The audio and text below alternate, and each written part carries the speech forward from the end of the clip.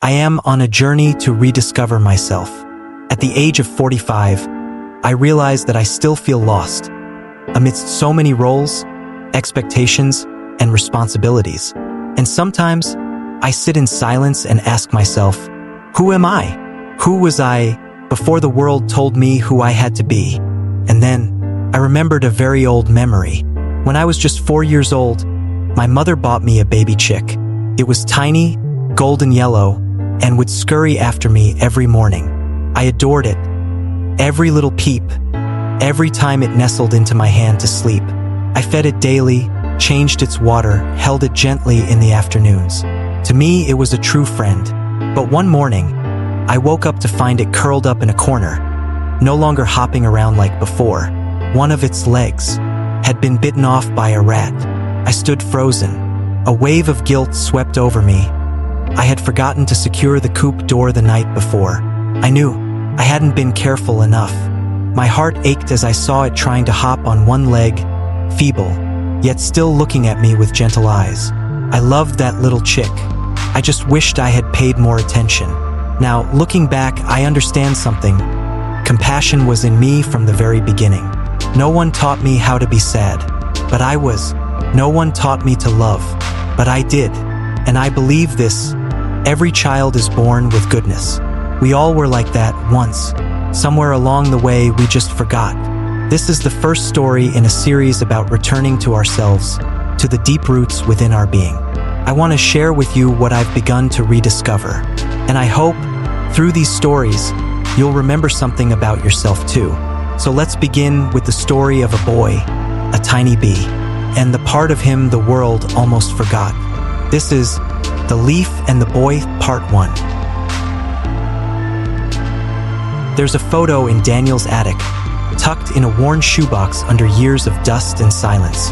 In it, a boy with wild curls and dirt-smudged cheeks crouches beside a rosebush.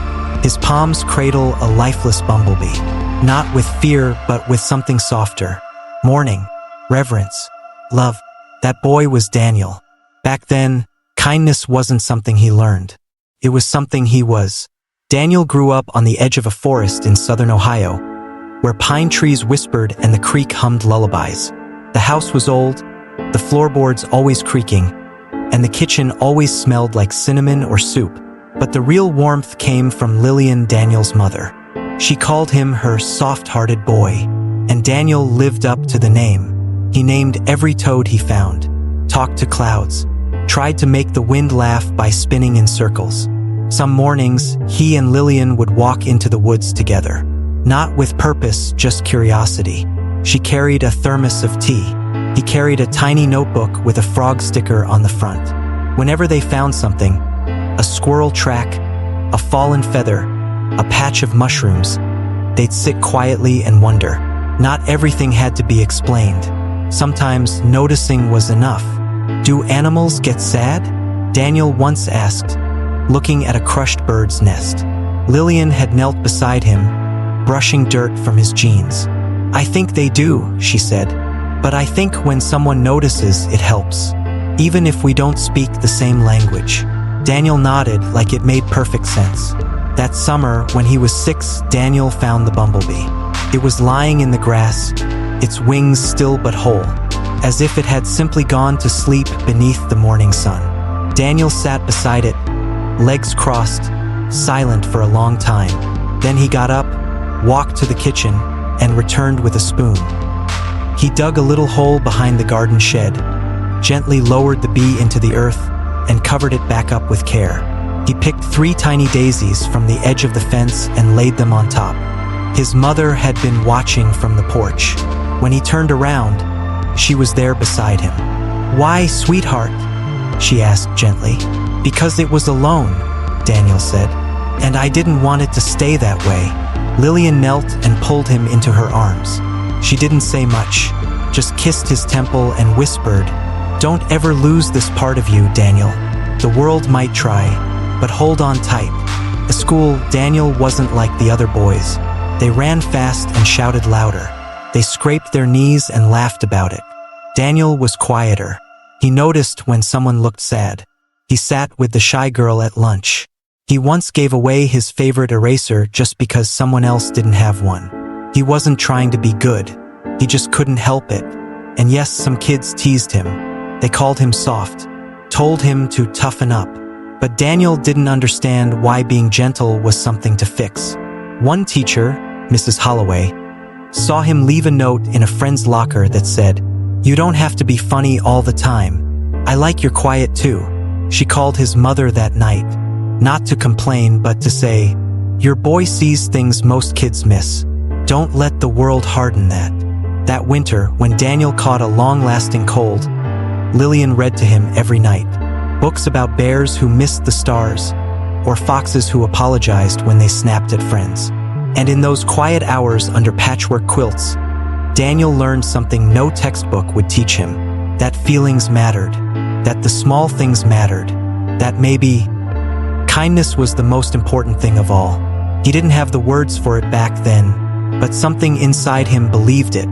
Years later, long after the bee's grave was lost under weeds, long after the drawings in the frog notebook faded, Daniel would remember those days.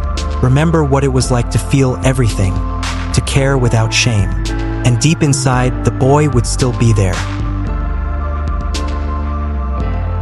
Don't get the boy in this story. Could be you, me, any of us. We were once gentle, innocent, full of love, before the world told us to be strong, to hide our feelings, to grow up. But here's the quiet truth.